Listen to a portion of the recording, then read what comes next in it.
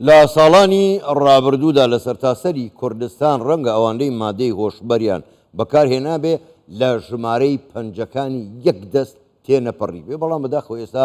بۆتە دیاردا. ئەمڕۆژ مەسرور بارزانی سەرۆکی حکوومەتی هەرێمی کوردستان لە کۆنفرانسێکدا زۆر ڕاشکاوانە ڕایگەیان کە مەترسی بەکارهێنانی مادەی هۆشبەر هیچی کەمتر نییە لە تیرۆر، هەروەها گوتی لە وڵاتانی تریشەوە بۆ ئێمە دێت. ئێمە لەسەر ئەم بابەتە کە دەبێت چ بکرێ، چۆن کۆمەلگا بپارێزین و هەروەها چۆن بەرەنگاری بە تایبەتی بازرگانانی مادەی هۆشبەر ببینەوە. میوانێکمان لەگەڵدایە، میوانەکەمان زۆر بەڕێز دیندار زێباری ڕێکخەری ڕاستپاردە نێودەوڵەتیەکان ڕاستەوخۆ لە شاری هەولێرەوە لەگەڵماندایە. کاگینار شەوتان باش، زۆر زۆر سپاس بۆ بەشداریکردنیشتان لەگەڵمان لەم گەشەی ژووری هەواڵی کوردستان 24. ئاشکرایە مادەی هۆشبەر لە کوردستان نییە، بەڵام لە وڵاتانی دراوسێ و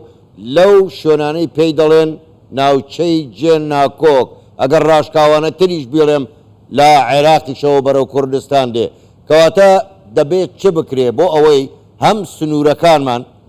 تند و تۆڵتر بکرێ و ڕێگری بکرێ لە بازرگانانی مادەی هۆشبەر.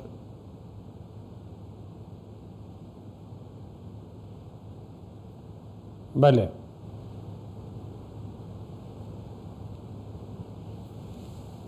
کاک دیندار ئەگەر جۆر لە من بوو بێ. بەڵێ جەنابی حاکم، بەڵێ لێە باش، زۆر زۆر سپاس بۆ ئەم دەرفەتان، سپاس بە ئێوەی بەڕێزیش. بەڵێ دیارە کۆنفرانسی ئەمڕۆ کۆنفرانسێکی گرنگ بوو و پێشەوەی من وەڵامی پرسیاری جەنابت بدەمەوە، حەزەکەم لەسەر کۆنفرانسەکە یەک دوو قسە لەسەر بکرین. ئەویش ئەوەیە بەڵێ یەکەم جارە کە لەسەر ئاستی نێوخۆیی لە هەرێمی کوردستان و لەسەر ئاستی عێراقیش کۆنفرانسێکی بەو فراوانیە ساز بدرێت. ئەم کۆنفرانسە دیارە جەنابی سەرۆکی حکوومەت ڕێزدار مەسرور بارزانی بە سەرپەرشتی جەنابیان بووە و بە ئەو هەماهەنگیەش بووە کە هەر بە ڕاستپاردەی جەنابیان هەوڵەکانمان یەک خستەوە بۆ ئەوەی کە بتوانین لەسەر ئاستی حکوومەت لە هەرێم و هەروە لەگەڵ بەغداش وەکو حکوومەتی ئیتیحادی و لانە نێودەوڵەتیەکان هەر هەمووان کۆ بکرێنەوە. لێرە لە هەولێر بە ئەوەی باسی دیاردایکی زۆر زۆر مەترسی و خەتەرناک بکرێت، ئەویش بابەتی بەکارهێنانی مادەی هۆشبەرەوە هەروە ئەو ماوەدانە کە کارتێکەری عەقلینە. دیارە بەڵێ تەحەدیەتەکان زۆرن و ئەتوانم برم کە بەنسبەت هەرێم و حکوومەتی هەرێمی کوردستان بارگرانیەکێک جار زۆرە ئەم بابەتە و ڕاستە ئەم بابەتە وەکو جەنابی سەرۆکی حکوومەتیش باسی کردەوەتە کەی جەنابیان ئەمڕۆ کە هیچ لە کەمتر نییە لە ترۆر. لێرەدا ئێمە باسی تێچووی دارایی دەکەین و هەروە باسی باری ئابووری بەگشتی و سەقفی ئەمنی و دەیان لایانی تری پەیوەندیدار کە گرێدراون بەداخەوە بەم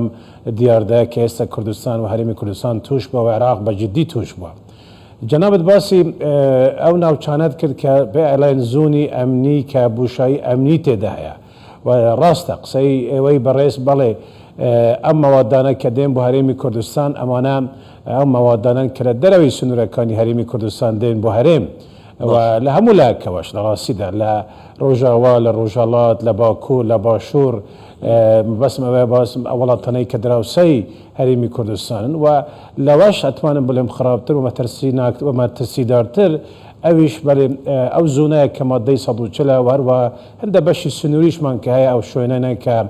گروپی چەکداری تایبەت لەو شوێنانە باوەدەستن و دوورن لە یاسا و شەرعیەت کە ئەمەش بوویتە بەداخەوە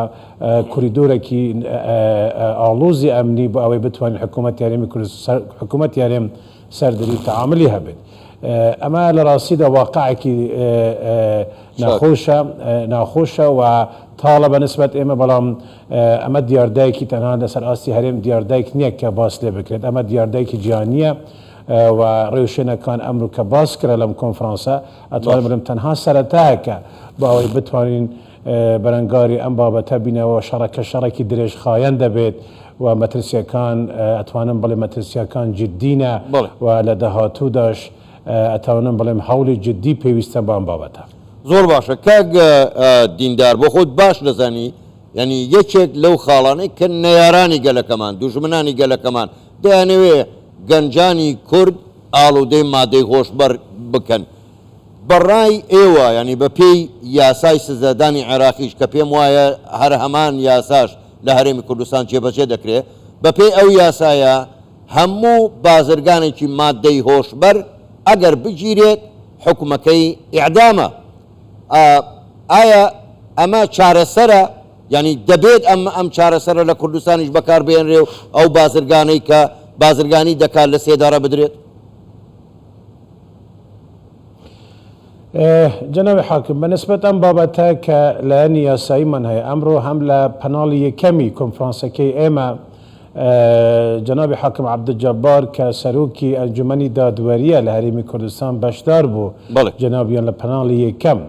و بە تێر و تەسەل باسییان بابەتەی کرد بە تاکید بابەتی یاسایی و تندکردنی سزاکان بەنسبەت ئەوانەی کە بازرگانن و نەک بە کارهینەر هەر ئەمەش خودی ئەو پلانەیە پلانی هەرێمی کوردستان مافەکانی مرۆڤ کە ئەمڕۆ ئەم کۆنفرانسە لەژێر ئەم چەترا و لە چارچێوەی ئەم پلانە بەڕێوە چوو بەڵێ زیاتر لە 19 ڕاستپاردەی نێودەوڵەتی ئاراستەی عێراق و هەرێمی کوردستان کراون ئێمە لە پلانی هەرێمی خۆمان لە کوردستان بابەتی بەرەنگاربوونەوەی مادەی هۆشبەرمان خستوتە ناو پلانی هەرێمی خۆماندا بەڵام لەسەر ئاستی بەغدە بەداخەوە هێشتا نەکەوتیتە چارچێوەی ئەو پلانە نیشتیمانیە کە عێراق هەیتی بەنسبەت یاساکانی ئێمە بەڵێ ئێمە یاسای ژمارە یەکی ساڵی 2020مان هەیە کە بە پێم یاسای لیژنایەکی باڵا دامەزراوە لە هەرێمی کوردستان بە سەرپەرشتی وەزیری تەندروستی وەروەها بە هەمان شێوازی شڕێوشێنی ترۆستراتیجیاتی ترمان هەیە لەسەر ئاسی دەستگا ئەمنیەکان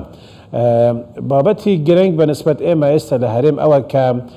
ئەم یاسانە جێبەجێ بکرێت بەڵام داواکاریش هەوەیە کە تندتر بێت ئەم یاسانە و ئەم سزانە بەنسبەت بە بازرگانان ئەوی بەنسبەت ئێمە تەسەوەرەکەم لە چارچوەی کۆنفرانسەکەش باس کرد ئەوەیە کە هوشیارکردنەوەی تاکی کوردستانی ئەمە ئەبێ ببێتە مەحەکی ڕئیسی و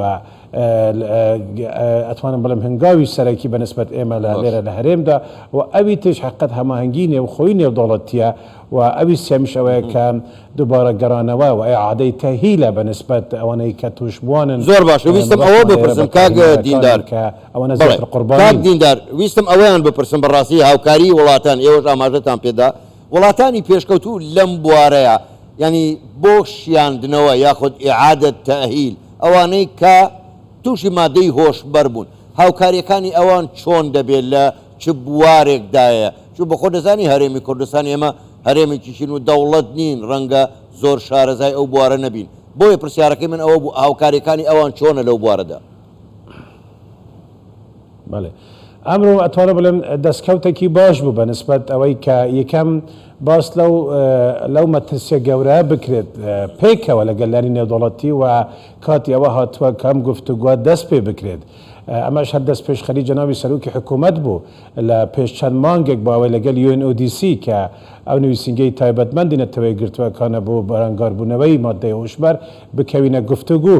و دیار بە حتا لە وتەی ئەمڕۆیە خودی نوویسینگەی تایبەتی نەتەوەی گرتووەکان کە ئەوان کەوتونە گفتوگو و کەوتونە حتا ئەوەی لەگەڵ دەم دەستگاکانی هەرێم باستە استراتیجیات و سیاست و ڕاهینان و پشگیری تەکنیکی فەنی و لۆجستیش بکرێت ئەمڕۆ ئەوی کە من حقت